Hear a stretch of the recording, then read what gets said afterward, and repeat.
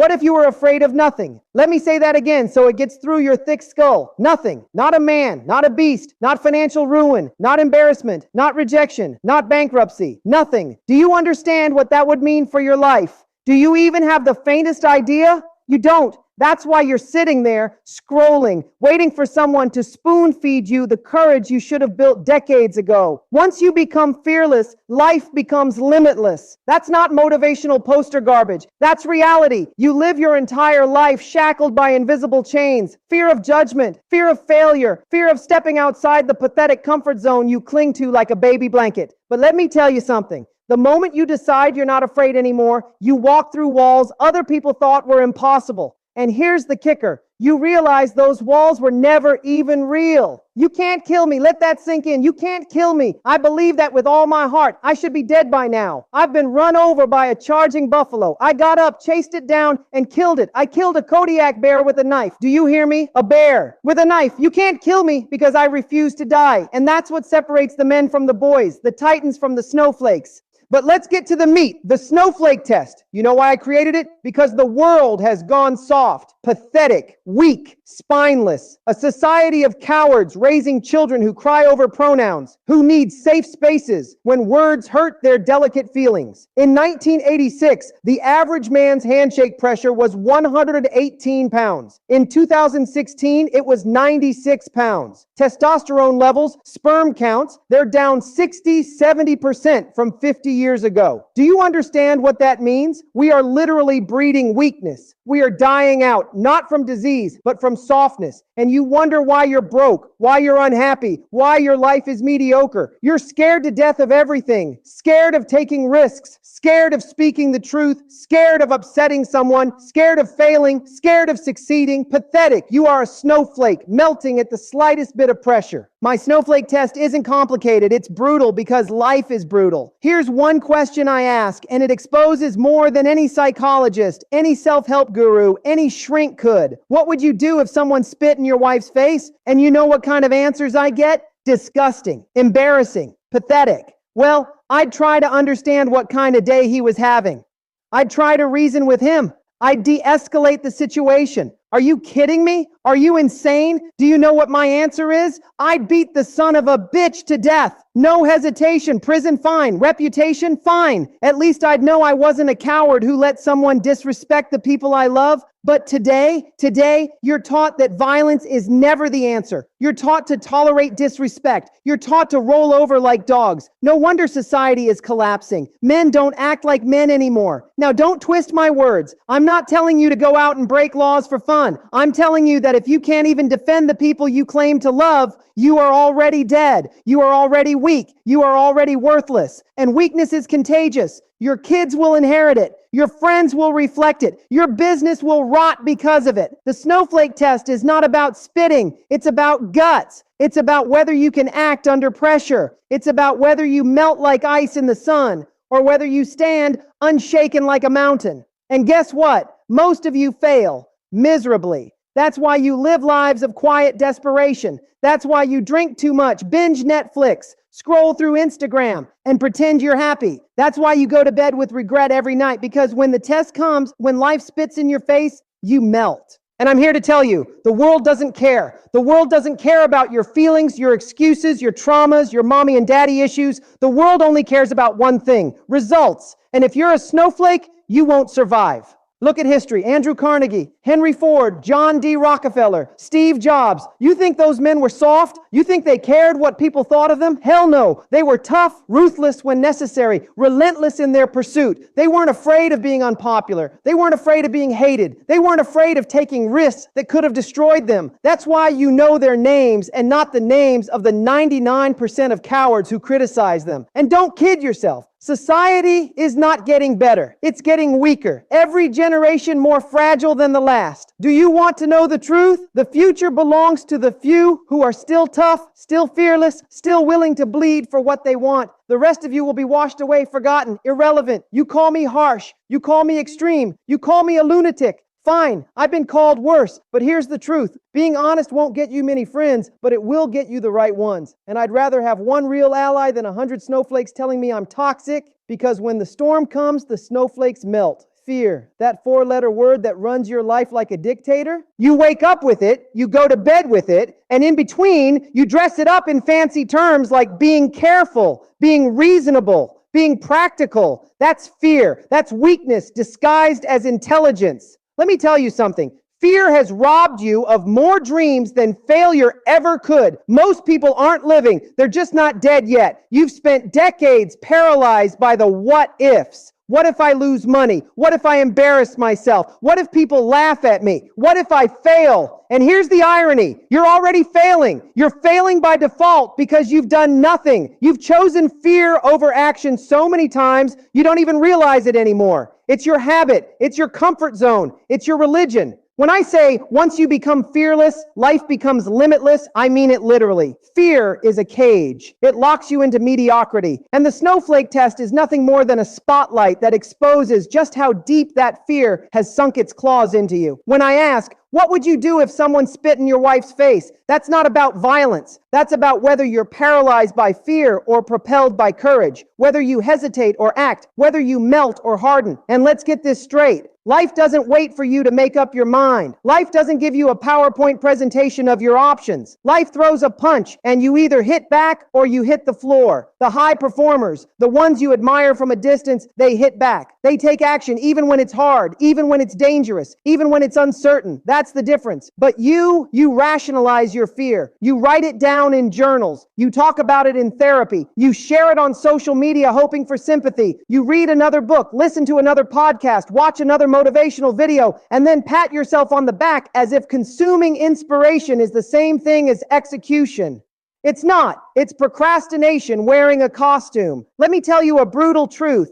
Fear is not something you outthink. Fear is something you outact. You smash through it. You don't negotiate with it. You don't reason with it. You don't wait for the right moment. You pull the trigger because there's never an easy time to make a hard decision. Never. And if you think there is, you'll be waiting until the day you die. You want proof? Look at your own life. Look at the opportunities you've let slip by because you were waiting for the right time. The job you didn't apply for, the investment you didn't make, the business you didn't start, the relationship you didn't pursue. You had fear whispering in your ear, don't do it, it's too risky. And now, years later, what do you have? Regret. And regret is the ugliest companion you'll ever know. You think you're being safe by avoiding fear. No, you're guaranteeing failure. You're guaranteeing mediocrity. You're guaranteeing a life of what could have been. And then one day, you'll wake up at 60, 70, 80 years old and realize you wasted your one shot at this life because you were afraid of shadows. And shadows never killed anybody. I've made hard decisions my whole life. Decisions that cost me relationships, moments with my family, opportunities to play it safe. You think I don't know consequences? Of course I do. But let me tell you this, being broke has worse consequences than missing a birthday. Poverty is more brutal than criticism. Regret cuts deeper than sacrifice. That's what you snowflakes don't get. You want it all. You want comfort and success. You want balance and wealth. You want safety and greatness. It doesn't work that way. You choose. You choose between comfort now and rewards later. You choose between taking heat today or living with regret tomorrow. And most of you, you've chosen weakness.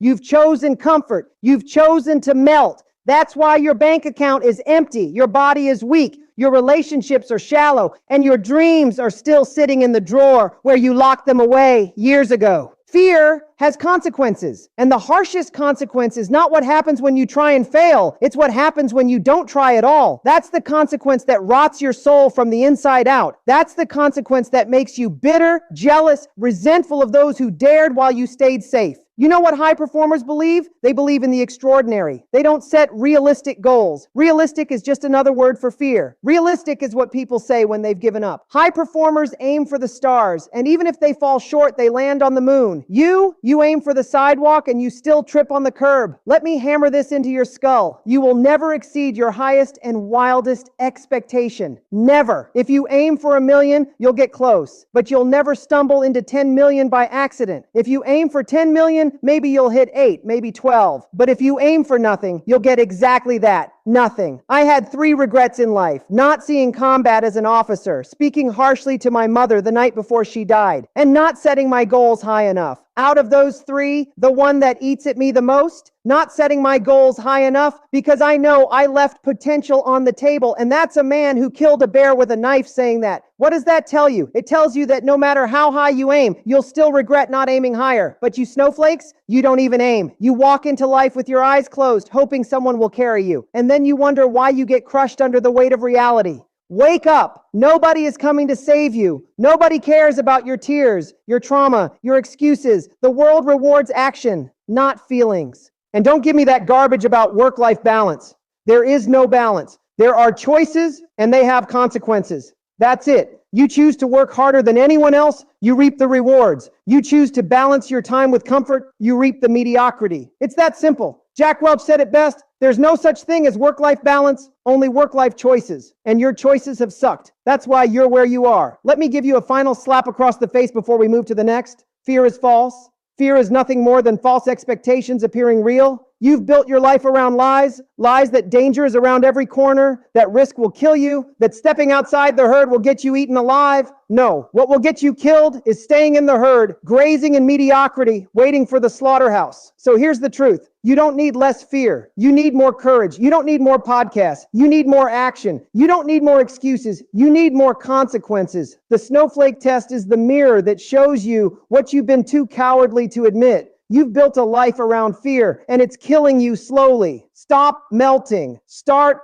fighting. Show me your friends, and I'll show you your future. You've heard that before, but you don't believe it. You think you're different. You think you can hang out with losers, complainers, drunks, pessimists, broke dreamers, and somehow still become a high performer. Newsflash, you can't. Look around you. The people you spend the most time with are mirrors. If they're broke, you're broke. If they're fat, you're fat. If they're scared, you're scared. And if they're snowflakes, soft, fragile, terrified of the world, guess what you are? A snowflake. You've absorbed their weakness like a virus, and it's killing you from the inside out. You go to the pub, drink beer, belch, fart, watch sports, argue about nothing. That's your tribe. That's your support system. And you wonder why you're broke. You wonder why your life looks exactly like theirs. Do you think Andrew Carnegie hung out in pubs wasting his time with losers? Do you think Steve Jobs sat around gossiping with people who had no vision? Do you think Rockefeller cared about what some drunk neighbor thought of him? Hell no. They cut off the dead weight. They chose their circle like surgeons, precise and ruthless. But you're too soft to let go. You don't want to hurt feelings. You don't want to seem mean. So you stay loyal to mediocrity, loyal to people who will never build you up, loyal to weakness. And that loyalty is dragging you down like an anchor tied around your neck. And it's not just friends, it's habits. Most of you don't fail because of one catastrophic mistake. You fail because of thousands of small, pathetic habits that add up to a wasted life.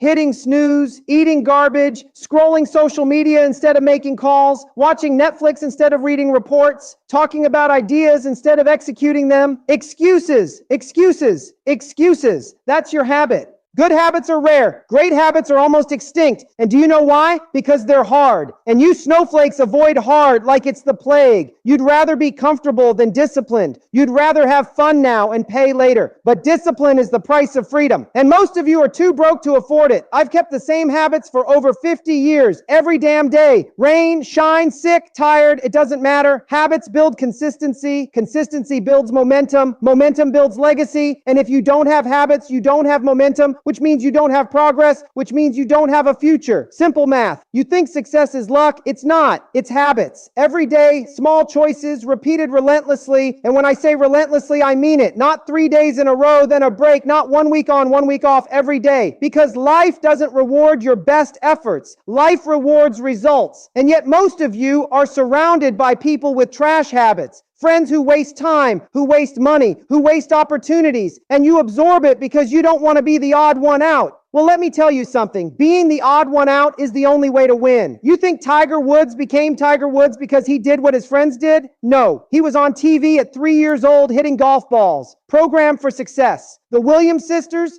programmed for success since childhood. They didn't have friends who were average. They didn't hang out with snowflakes. They trained, they worked, they sacrificed. What have you done to program your kids for success? Nothing. You've programmed them to be safe, to be polite, to be average. You send them to schools that teach lies, that tell them to be nice, don't offend anyone, blend in. And then you're shocked when they grow up soft, scared, fragile. You failed them. You made them snowflakes, and you call that parenting? My father had one goal for me: keep me alive until I reached the age of reason. That's it. My mother, she wanted me to be everything she wasn't. And guess what? That programming pushed me. It didn't coddle me. It didn't protect me. It pushed me. And that's why I became who I am. What about you? What's your excuse? Society will tell you the opposite. Society says be kind, be safe, don't push too hard, don't risk too much, don't offend anyone. And who's telling you that? Broke pundits, failed professors, losers who couldn't build anything themselves, so they decided to teach others how to fail, and you bought it. You listened to snowflakes, and now you are one. Let me remind you of something. Honesty won't get you many friends, but it will get you the right ones. If you surround yourself with people who tell you the truth, even when it hurts, you'll grow. If you surround yourself with people who comfort you, who tell you it's okay to fail, who protect your feelings, you'll rot. Power is not screaming.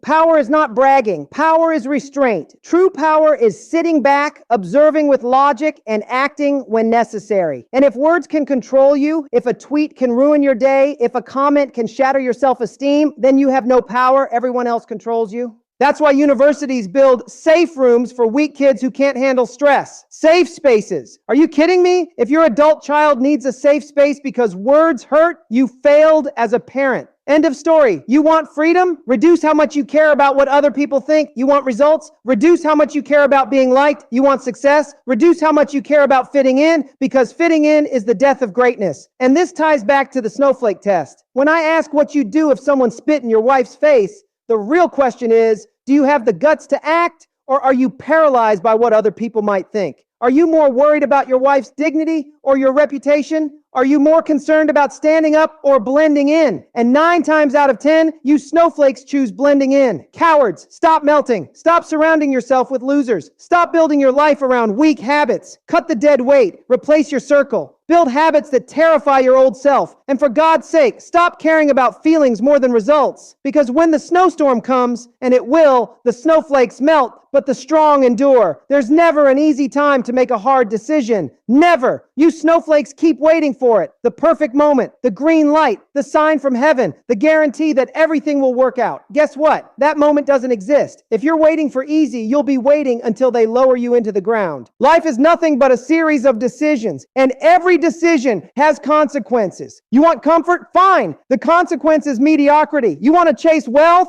Fine. The consequence is sacrifice. You want freedom? Fine. The consequence is responsibility. But you snowflakes want the benefits without the cost. You want to eat the cake and stay skinny. You want to stay in bed and still build an empire. You want to keep your toxic friends and somehow still climb to the top. It doesn't work that way. When I look back on my life, my 3 biggest regrets are simple. I was a combat-trained officer who never saw combat. The night before my mother died, I told her she wouldn't die. She was dead the next morning. And the third, I didn't set my goals high enough. Out of those 3, the one that burns the deepest is not aiming high enough, because that was a decision. That was a choice. And I live with its consequence every day. You think your little choices don't matter? They do. They add up. Every time you hit snooze instead of waking up early, you made a decision. Every time you skipped the gym, you made a decision. Every time you avoided confrontation, you made a decision. And the consequence is the life you're living right now. Soft, broke, uninspired. You want proof of your decisions? Look at your bank account. Look at your waistline. Look at your calendar. That's the scoreboard. And let's get real about sacrifice. You think you can balance everything. You can't. You can't be at every birthday, every dinner, every family gathering, and still climb to the top. There are consequences. I missed my daughter's 16th birthday. That hurt. But you know what would have hurt more? Dying broke, leaving her nothing but debt. You snowflakes don't understand that. You think missing a party makes you a bad parent. No, failing to provide for your family makes you a bad parent. Society has it backwards. They call you a bad person if you miss Christmas dinner, but a good person if you're broke, miserable, and always there. What kind of twisted logic is that? I'll tell you what it is. It's loser logic. It's poverty disguised as virtue. It's mediocrity dressed up as morality. You have to choose. Do you want to be liked liked now or respected forever? Do you want to be comfortable now or remembered later? Do you want to die with regrets or die knowing you squeezed every ounce out of this life? Those are the real questions. And stop pretending you didn't choose. Every I don't know is a choice. Every I'll wait is a choice. Every maybe tomorrow is a choice. You've already decided. You just don't have the guts to admit it. And your indecision has consequences just as brutal as action. Maybe even worse, because at least when you act and fail, you learn. When you hesitate, you rot. Let me make this plain. Mediocrity is not an accident. It's a decision. You chose it every time you backed down, every time you avoided risk, every time you melted under pressure. And you'll keep choosing it until you finally decide that pain now is better than regret later.